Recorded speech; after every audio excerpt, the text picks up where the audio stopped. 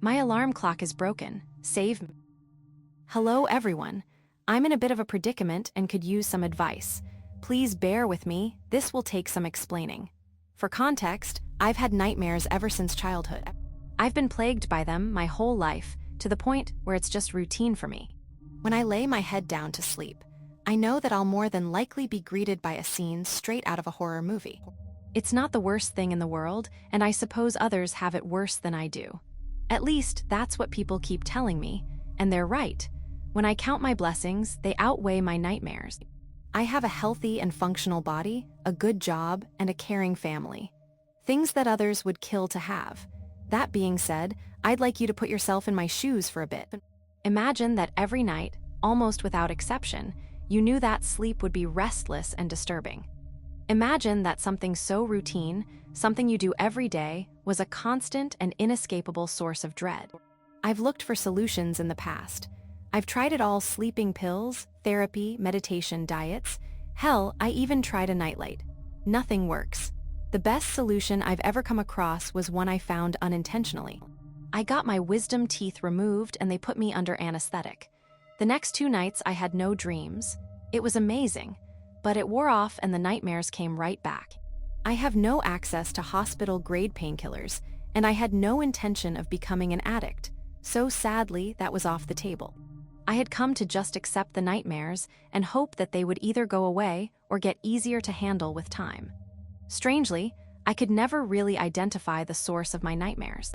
Whether it's some deep-rooted trauma I have no recollection of or something else entirely, I truly don't know. However, my nightmares do follow a repetition, though they are not entirely identical. In the dreams, I'm in an alleyway. It's dark and filthy, but it doesn't really have any characteristics that could allow me to identify specifically where it is. Either way I look, the alley has no end. It goes on and on for miles until it trails out of my view. Trash cans, dumpsters, and garbage bags line the walls of the buildings on either side. Just like with the alleyway, the buildings seem to have no end to them, either vertically or horizontally. They trail into the sky without end and follow the alleyway to my front and back forever. In my dream, I'm running down this alleyway from something. I've never seen it, but I can feel it. It's that feeling you get in a dream where you do something that doesn't make logical sense in reality, but in the dream it does.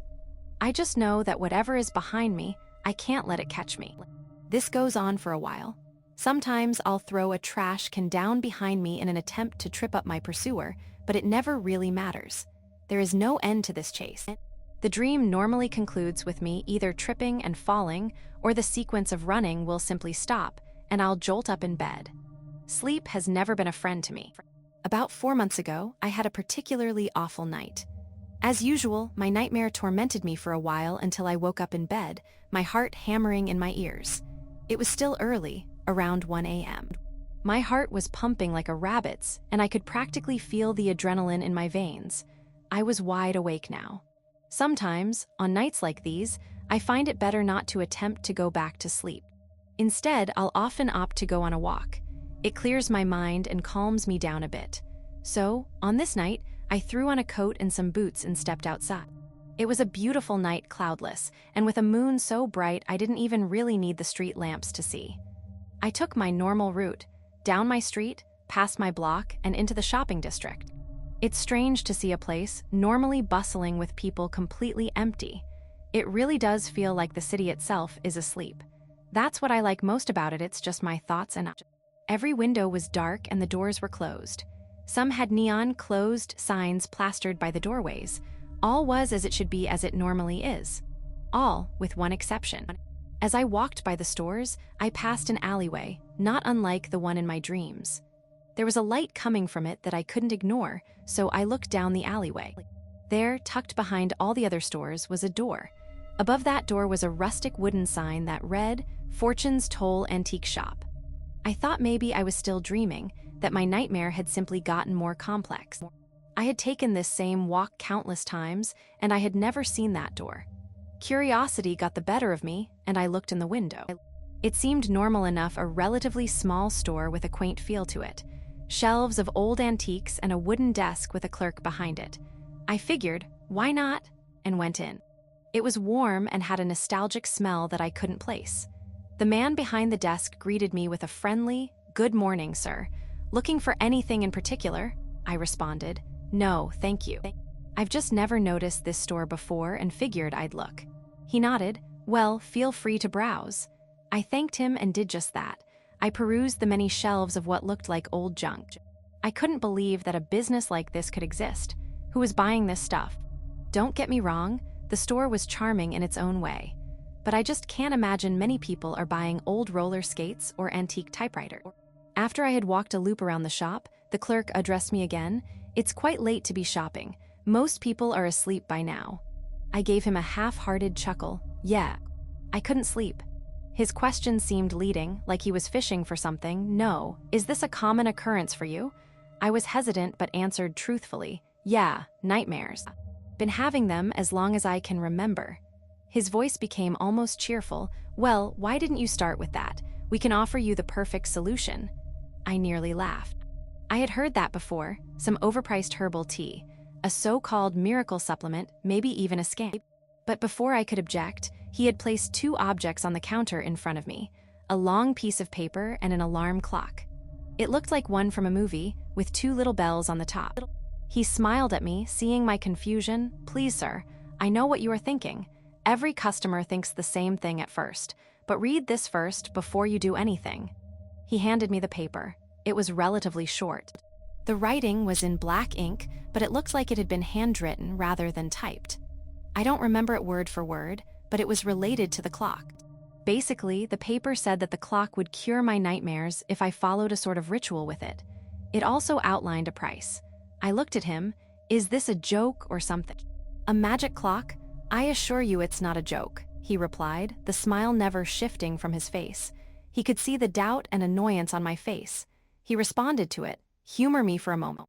You believe I'm lying to you, that the clock is just a clock and the contract is some nonsense I made up. If that is the case, what harm is there? All that will mean is that I'm letting you leave with a free alarm clock.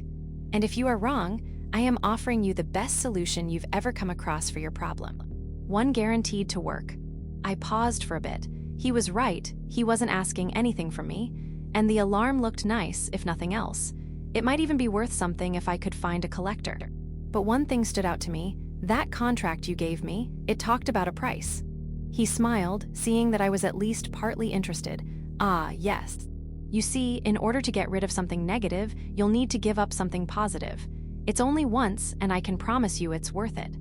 Still unclear, I asked, "Something positive? What do you mean?" His tone was smooth as he responded. "Well, the clock will need to take a memory from you, a pleasant one. After that, it will also take away your nightmare." "This is ridiculous," I scoffed. I turned to walk away, but I couldn't. I know it sounds dumb, but again, put yourself in my shoes. I was desperate, and he had been right, it was free. With a sigh, I asked for the clerk's pen. With the same happy voice, he said, "You won't regret it." I signed the paper and took the clock. It felt cold in my hands. The clerk took the contract. He bid me a good night, and I left for home. By now, the sun would be up in only an hour or two, so my test run with the clock would have to wait until the next night. I went through my day, sleep-deprived and moody, until my shift ended and I went home. I didn't even bother with dinner. I showered and went straight to my bedroom. I mentioned earlier that the clock came with a ritual. I suppose that's a bit of a dramatic way to word it. The contract explained that I was to wait until right before I went to bed, and then place the clock nearby. Tonight, on the first night I was using the clock, I was supposed to focus on a good memory until I fell asleep. For 2 nights following this, I was to leave the clock there. After, I was to put the clock away until I needed it again, at which point I would repeat the process, excluding the part about focusing on a good memory. That was a one-time thing. I did as the contract said. I put it on my nightstand, got under the covers, and thought of the first time I kissed a girl. It was when I had my first girlfriend in middle school. The kiss was awkward, as I'm sure every first kiss is. Honestly, I didn't mind losing it. I slept better that night than I ever had, even better than when I had been drugged out from surgery. I woke up feeling great. I tried to focus on my memory, but it was foggy. Like someone had edited out a part of a video. I knew that information should be there, but it was just missing. But I couldn't believe it. That clerk really had been telling the truth. I went about the next 2 days as normal, feeling more energized and happy than I had in a long time. After the third night of using the clock, I took it from the nightstand and put it away in a box in my closet. Still, the nightmares stayed away. My new, improved life went on, and I was overjoyed that my suffering had come to an end. This lasted for about a month, at which point the nightmares came back. I again found myself running down that familiar, horrible alley from whatever was chasing me. I was saddened that it wasn't permanent, but I didn't let it keep me down.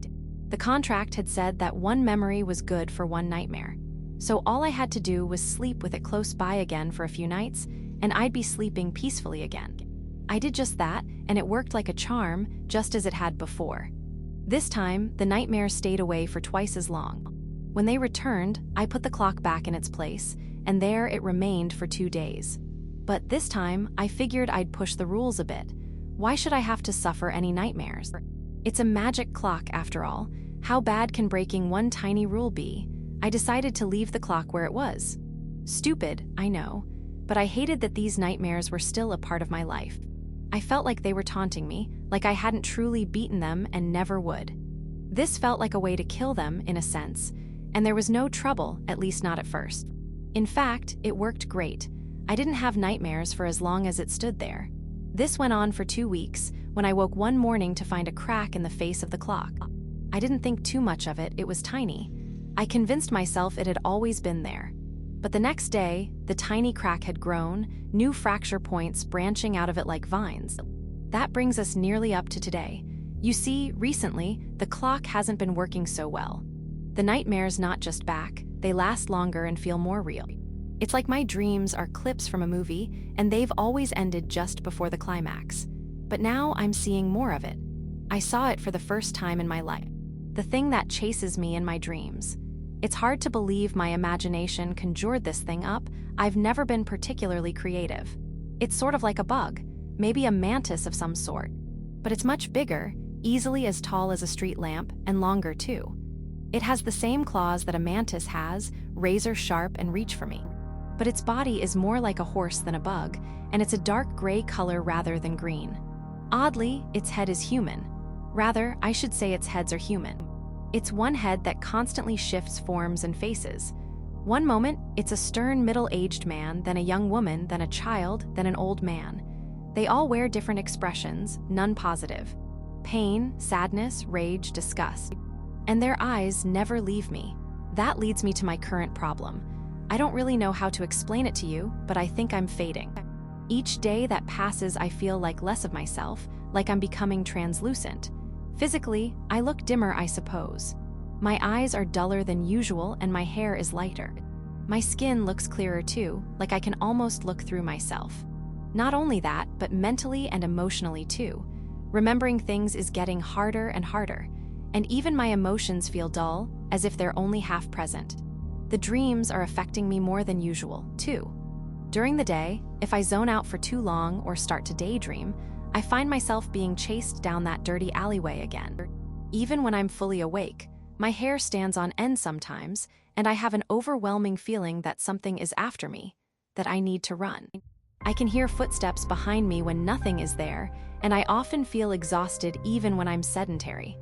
I took the clock back to the store, but the clerk only showed me my contract. No refunds, no returns.